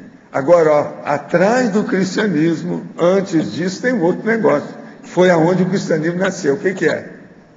Os judeus. O pan-judaísmo. É a base de tudo isso aí. Por quê? Jesus Cristo era judeu. Agora, veja, eles estão brigando até hoje. Eu vivo falando isso aqui. Israel está aí. Arranja jeito. Vocês viram um dia desse que o Sarkozy, lá o francês, falou para o Netanyahu, aquele cara, que ele mente. Saiu isso no processo da televisão. Vocês viram isso? Você viu, não foi? Veja bem, eles até mentem para manter o negócio. Por quê? O segredo é a alma do negócio. E ele está doido para jogar bomba no Irã, para acabar com aquilo tudo lá. E a turma não deixa, né? Ainda estão segurando para ver o que dá. Mas ele está doido, tá? Você está entendendo? Está ansioso. A situação toda é essa. Agora, o negócio todo é esse. Agora, o que eu vi falando é o seguinte, que a turma de Israel combate a Palestina, já vão para meio século. O que é que se passa com isso? São primos brigando entre eles. Por quê? O problema dos judeus, eles nasceram e vieram, os primeiros judeus, do Egito. Egito, com processo árabe, até hoje ainda está aí, está tudo enrolado. Eles são primos, estão brigando sem parar, não param. Entende? Tanto de um lado como do outro, eles ficam defendendo os processos de Hammurabi, aquela lei básica do processo, está entendendo? De cabeça por cabeça, olho por olho, vida por vida, que é o princípio de Italião, ou a lei de Italião, que é um negócio totalmente absurdo na época moderna, século XXI. Agora veja, Israel tem a bomba atômica. Como é que fica isso? Eles não podem julgar a bomba atômica, porque se pudesse, já teria feito isso. Se a Palestina fosse muito longe, eu já teria feito isso há muito tempo. O problema é que não pode julgar lá, porque se pega lá, pega aqui. Como é que faz? Você pensou jogar uma bomba atômica no vizinho? Isso é suicídio. É justamente o que está acontecendo aí. Agora, então, você veja. Primeiro, você vai notar o processo egípcio, pan-judaísmo, aparece o J. Cristo, fazem o cristianismo, e aí vem todas essas outras mazelas políticas e sociológicas que nós estamos vendo aí, que é totalmente paratatológica, até hoje, é um monte delas. E outra coisa, não melhorou nada, nem de um lado nem do outro. A questão, por exemplo, de Maomé é derivada do processo do J. Cristo, mais ou menos um pouco antes dessas coisas todas que você está estudando aí. E não resolve nada. Olha o Maomé como é que é. Eles estão igual. Então os primos são bravos uns com os outros. Outra coisa, observa o tanto de gente que se mata no Paquistão, no Iraque. Tudo irmão matando o outro. 26 de uma vez, 50 de uma vez, 6 de uma vez, 8 de uma vez. Todo dia a televisão traz eles se matando. E tudo através de quê? Tribos. São tribos, verdadeiras facções políticas. Então você veja, isso tudo é decorrência do processo. Egito, está entendendo? Pan-judaísmo, cristianismo. Observa a história, não tem outro jeito, você não pode fugir disso. O problema está aí. E outra coisa, vocês veem que a história também não morreu, a gente tem que saber disso. Por que é que eu falo que tem, às vezes, consciência que estão lá 800 anos pensando do mesmo jeito? E tudo pior, no buraco. Por quê? A história é isso, o negócio não mudou nada. Gente, em nome de Jesus Cristo, olha o tanto de gente, são milhões de pessoas que morrem, ainda hoje, tudo em nome de Jesus, seja direto ou indiretamente, tudo é J. Cristo. Observa bem como é que é isso. Então eu digo para vocês, ele tem dado mais vida ou tem dado mais morte? Tem muita gente que pergunta isso, é um ponto de interrogação. Olha o tanto de guerra, tudo em nome dele. Não é só as cruzadas que foram faladas aqui não. Cruzada é coisinha pequena. Teve coisa muito pior do que isso. A Inquisição, por exemplo, presta atenção. Até hoje ainda tem Inquisição. Olha bem, o Papa, que é o chefão da Igreja Católica atual, ele era da juventude hitlerista. Como é que é possível um troço desse? Tem até aquela dona que eles queriam que ela falasse com a Igreja Católica. Eu falei, não, com esse aí eu não falo, porque ele é nazista. O Papa eu não falo. Falou agora, saiu isso. Você leu o negócio? Impressionante. O povo está começando a falar a realidade disso. Agora veja, é preciso colocar e vir a furo, fazer o refluxo dessa história real, desse problema todo. Principalmente as coisas do cristianismo. Para mostrar essa realidade, como é que é. É muita tapiação, gente. Séculos. Já tem 1,5 milênio, só o cristianismo puro. Agora, e o judaísmo? Tem 5 milênios. Como é que fica? Qual foi a verdadeira relação dos templários com os muçulmanos e os cátaros? É correto afirmar que, além dos conflitos armados, os templários assimilaram o misticismo muçulmano e o trouxeram para a Europa? Eles foram, até certo ponto, também os protetores dos cátaros? Aí, ô Jair, mas é você que deve falar isso. Esse aqui, você já deu aula sobre isso lá? Precisava dispor isso aqui, ó, que é a relação dos muçulmanos e os cátaros. E o problema todo que houve com isso. Os templários, eles serviam como condutores das cruzadas até Jerusalém. Eles foram primeiro a tomar o templo de Jerusalém. Foi. Eles falam que lá eles aprenderam muita coisa também do misticismo deles. E no meio desse povo nós ainda temos gente aqui que pertenceu a eles, passaram lá de raspão, mas tiveram inclusive os templários, eles resistiram muito tempo. Até no começo das navegações, os primeiros navegadores lá da escola de Sadres ainda usavam o símbolo templário ainda. Agora, para você, Laura, binomiologia, página 25, segunda linha. Poderia ampliar o binômio patológico mundinho-interiorose? Então, mundinho-interiorose, você pensa que a pessoa, ela vivia por toda a sua vida, 40, 50 anos, que era a média de vida naquela época, dentro de um feudo. Então, era todo fechado, todo amurallado, então aquilo era o seu mundinho, não tinha visão de mundo, porque ele vivia num espaço muito reduzido, com umas leis muito escravistas, então daí também o binômio fica claro quando a gente fala da interiorose também, né? Só um pouquinho que eu me perdi aqui agora. Isso, binômio, então, a interiorose, esse mundinho reduzia ela a visão de umas ideias maiores e aí ficava naquela interiorose. Outro. Em trinomiologia, página 25, poderia ampliar o trinômio feudalismo, monarquia, igreja? Então, o feudalismo tinha a igreja como primeira instância, depois tinha a monarquia feudalista, que era a nobreza, e depois tinha... e depois tinha os vassalos. No caso, eu não estou falando dos vassalos, porque o trinômio seria esse feudalismo que era baseado como força mais poderosa dentro da monarquia e da igreja. Até chegar na igreja. Agora aqui, professora Laura, em qual cidade você ressomou na Espanha? Eu ressomei. Eu queria saber tudo sobre você. Na terra agora. da monja. Barcelona. Barcelona. Lembre-se, a monja viveu em Mataró. Que é uma Meu sobrinho, agora com 20 anos, fez uma tatuagem no ombro direito do brasão da família paterna, que me parece ser coisa da época do feudalismo. Agora, há pouco mais de um ano, ele se arrependeu a ponto até de chorar. No momento, não tem condições de apagá-la. Há algo que possa ser feito para minimizar o peso dessa tatuagem sobre a vida dele? Observação. A brasão da família Fratini, onde ele colocou as iniciais do nome da mãe e do pai. O pai dessomou alguns meses depois que ele fez a tatuagem de acidente de moto. Isso aqui hein? Está vendo só a família, o brasão da família e o cara andando de moto. E morre. Essa eu vou te contar. Juntou a coisa ruim do passado com a coisa ruim do presente. Terrível, né? Mas vamos pensar positivo aqui para ajudar o nosso amigo. Agora, a melhor coisa que tem é o seguinte, hoje eles estão fazendo aí algumas coisas para modificar as tatuagens. Tem o raio laser, tem umas coisas, seria bom estudar isso aí. Se ele está com tanto problema assim, é preferível ver se tem jeito de fazer alguma coisa. Tatuagem é um crime, devia ser proibido. Eu falo isso faz só meio século. Iniciei a prática da TENEPS há uma semana. Hoje, depois da prática, que ocorre às 6h50, fui dormir mais um pouco, me sentindo leve e tranquilo.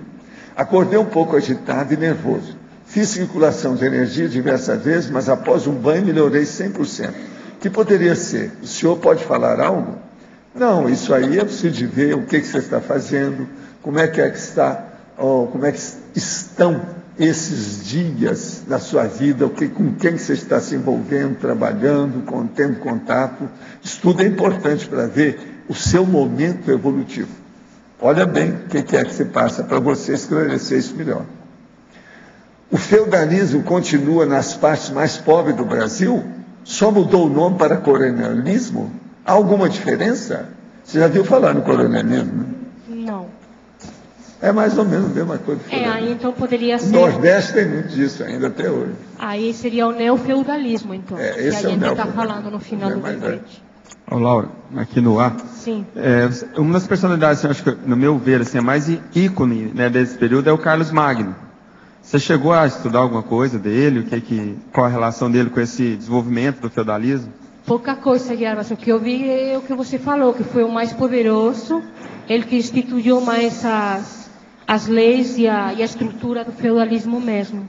Mas não aprofundei. Você quer falar alguma coisa? Laura, queria fazer duas questões para você. Sim. Porque aqui esse verbete deu grande repercussão aqui em mim também. Eu não entendi aqui na antonimologia o item 1, monarquismo. É antônimo porque não é monarquia, não é monarquismo. É que eu englobava tudo assim no mesmo conceito, não é isso? Não, aí seria sinônimo, né, Graça? Ele não é monarquismo, ele não é renascença, ele não é iluminismo, ele não é soberania popular, tá? Para mim seria um sinônimo, entendi. Exato, mas é o que eu tem também depois na parte, na sinonimologia, que eu falo de monarquia feudalista. Então tinha um tipo de monarquia dentro do feudalismo, mas não era monarquia como a gente entende. A monarquia surgiu depois. Entendi. Tá. Outra questão é no mito, que eu também não entendi. Pode explicar? Onde? Na mitologia? Isso. O resíduo mitológico. Então, eu faço assim uma pergunta para ti, Graça. Você acha que todo esse contexto do feudalismo, ele deixou alguma energia gravitante, ele deixou algum holopensene, algum resíduo? Deixou. Deixou o mito da igreja hoje ainda continua, tem escravidão ainda em muitos lugares, também ainda tem um tipo de escravidão, que é o que eu chamo no verbete de neofeudalismo. Então, eu estou querendo falar sobre isso, estou querendo fazer pensar sobre isso, que é um mito que deixou as suas energias gravitantes e os seus processos. Tá bom, obrigada.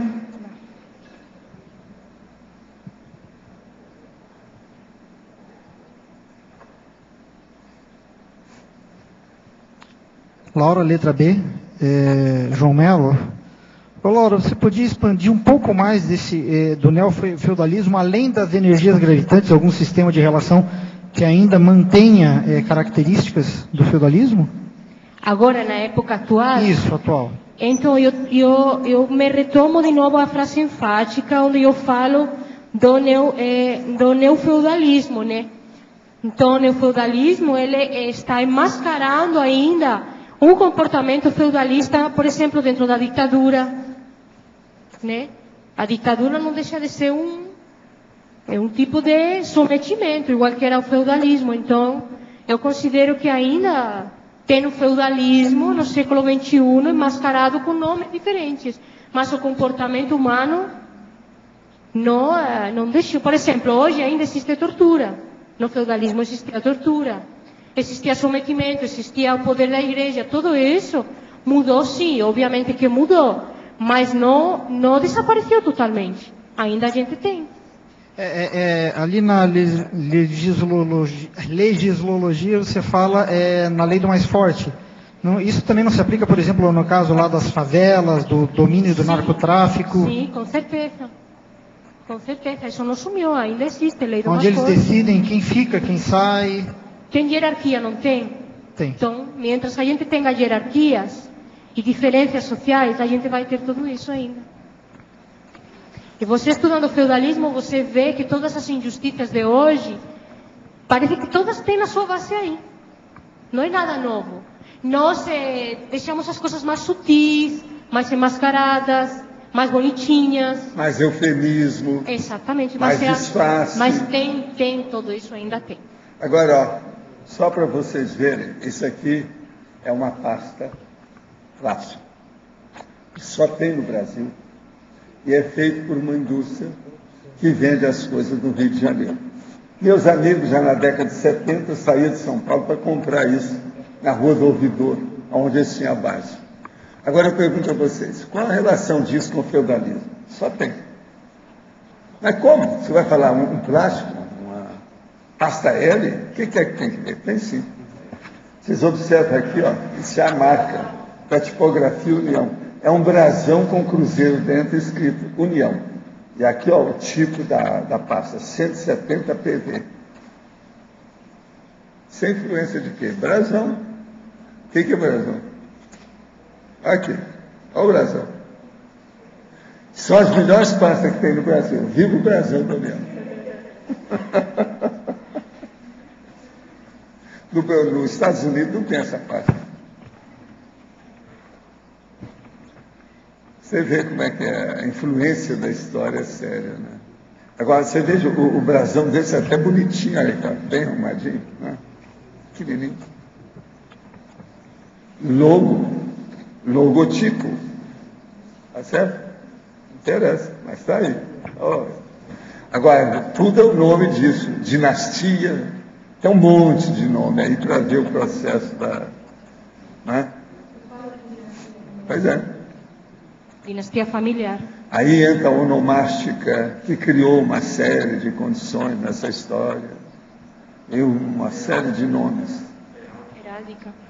Heráldica. Depois vem os processos de competições. Até que chegou até nos lords da Inglaterra.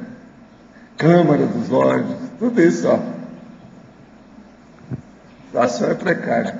Agora tem a Kate, que é a futura rainha da história, porque tem um rei e tal. Uma vergonha, falando aí no nome da Laura, uma vergonha.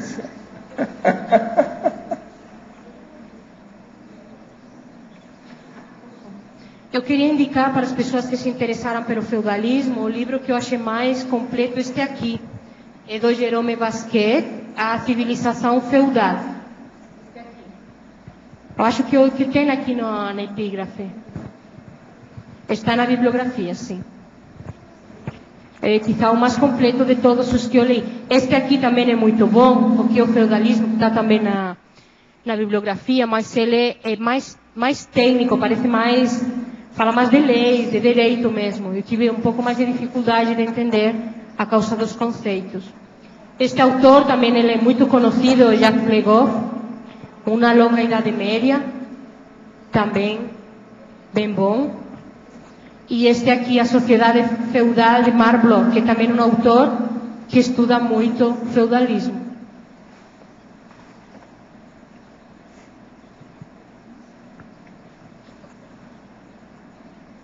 Para quem se interessar.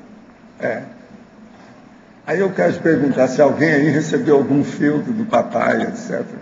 Às vezes recebeu, tem gente que recebe. Certas heranças são filtros, né? Não é isso? Somente no dólar, né? Laura, sim. Na página 26 você tem a geopolítica, né? Você pegou esses países aí, Alemanha, Espanha, etc. Sim. São os países onde o feudalismo, vamos dizer assim, se destacou mais. Ficou mais consolidado. Consolidado, né? Agora, em outros países, se teve ideia de... Houve também... Sim. Outros países da Europa, eu estou dizendo. Deve ter havido alguma coisa em menor escala, não sei. Acho que sim, né, Milena? Na Itália se deviam ter também, né? Provavelmente. Mas os mais estudados são esses aí, né? Tá ok. Arlindo, o que a gente estuda é que os países ibéricos, eles tiveram um feudalismo bem diferente em relação porque não tinha essa divisão que a gente entende hoje, né? Os países. Mas da Itália, daí é diferente. Dos países ibéricos, do feudalismo que teve mais na região da França, enfim. E depois você tem o Império Romano do Oriente, que ele permanece. Ele não tem essa característica do feudalismo. Então tem uma outra tipo de caracterização. Agora, pelo que eu entendo, eu não sei, eu não sou especialista, mas esses países feudais é que criaram as monarquias mais fortes depois, eu não sei, estou perguntando, eu não sei. Talvez, né? Porque aqui tem Espanha, a Espanha e França, sim, Inglaterra, tudo criaram monarquias fortes, parece, né? Não sei. É o processo europeu. É, a Europa, né? A política europeia. Para estudar feudalismo tem que ir na Europa, né? Para entender bem. Até hoje eles ainda estão em luta lá com a situação. Olha o caso da Grécia. Vocês viram que o beliscão foi apiado, né? Colocaram o homem na rua. Ele não teve mais ambiente. E ele falou que vai voltar. Como é que é possível, né? Com 80% de impopularidade, Pois esse é. cara quer voltar. Ainda está falando que vai voltar. Berlusconi, via. Agora ele compra muita gente, tem muito dinheiro, né? Ele é um dos caras mais ricos da Europa, né? Pois é. Não, mas isso é no Brasil. Agora, será que a Itália está ao nível do Brasil? Quer dizer, o Brasil é uma vergonha.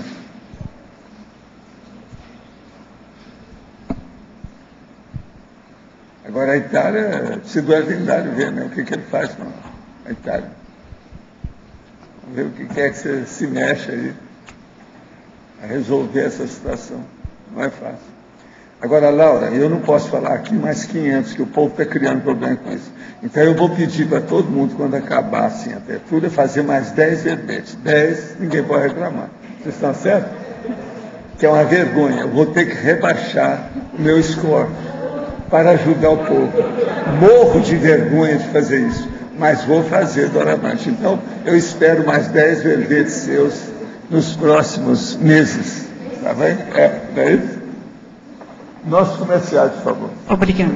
As pontuações da tertúlia de hoje foram 81 assinaturas no livro de presença, 20 perguntas presenciais, 24 perguntas respondidas online, 43 votos presenciais, 18 votos online.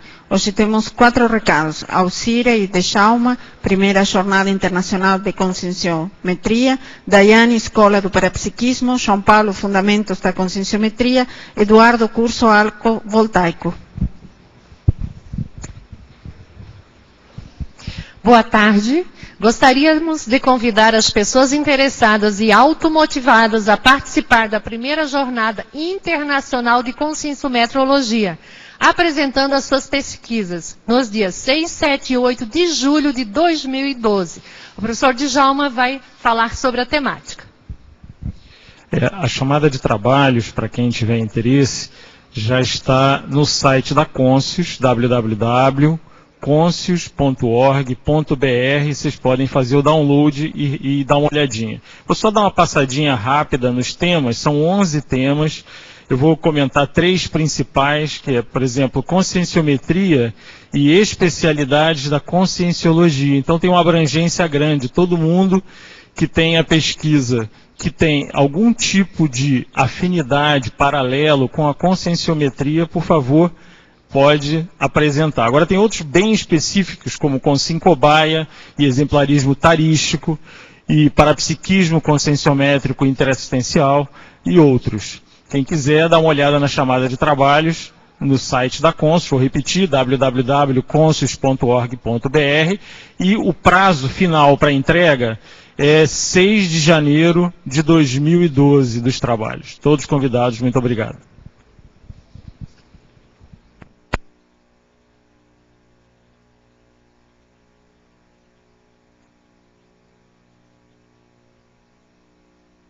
Boa tarde. Gostaríamos de convidar a todos, então, a participarem da Escola de Parapsiquismo.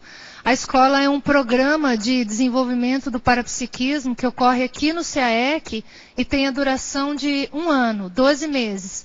Nesse período, o aluno programa uma série de atividades que visam desenvolver o parapsiquismo. Por exemplo, laboratórios de autopesquisa, dinâmicas, acoplamentário, entre outros. Além dessas atividades, existem as atividades fixas, que são 3 módulos, que iniciam em janeiro, depois o segundo módulo em julho e o último em dezembro. E cada um desses módulos possui temáticas específicas.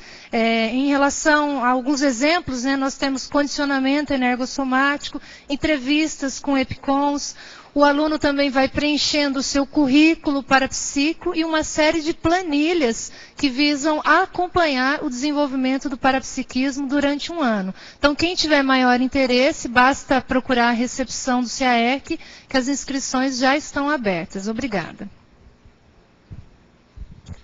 Boa tarde, eu venho para falar em nome da CONSCIO sobre o curso Fundamentos da Conscienciometria, agora com uma turma iniciando no próximo dia 20, agora de novembro, num domingo. Então, é um curso com duração de 6 meses, são 25 aulas, sempre no caso dessa turma vai ser sempre aos domingos, às 3 da tarde, logo depois da tertúlia, e nesse curso ele visa a pessoa fazer um reajuste, um ajuste na autoimagem, um aprofundamento na própria autoconscienciometria, através de testes, de parte teórica, parte energética. Então esse curso ele é o primeiro do programa autoconscienciométrico. Então começa com fundamentos, onde a gente são feitos esses testes, o ajuste na autoimagem, depois o Recim 1, onde é respondido o conscienciograma, com análises rápidas, e depois o Recim 2, com análises profundas do conscienciograma. Então, o curso começa agora no próximo domingo, dia 20, a partir das 3 da tarde, e as inscrições são no CAEC. Obrigado. Boa tarde, pessoal. Nos dias 8 a 10 de dezembro, vai acontecer aqui no CAEC o curso Arco Voltaico Crânio Chakral, com o professor Leonardo Firmato. Esse curso ele vai acontecer com aulas teóricas e também 3 campos bioenergéticos práticos, em que o aluno pode receber o arco voltaico e também aplicar o arco voltaico, treinar a aplicação do arco voltaico. Maiores informações, então, aqui no CAEC, estão todos convidados. Obrigado. O verbete eleito para amanhã é autodiscernimento alimentar. Especialidade mental somatologia. Autor Eduardo Martins. Obrigada e boa tarde a todos.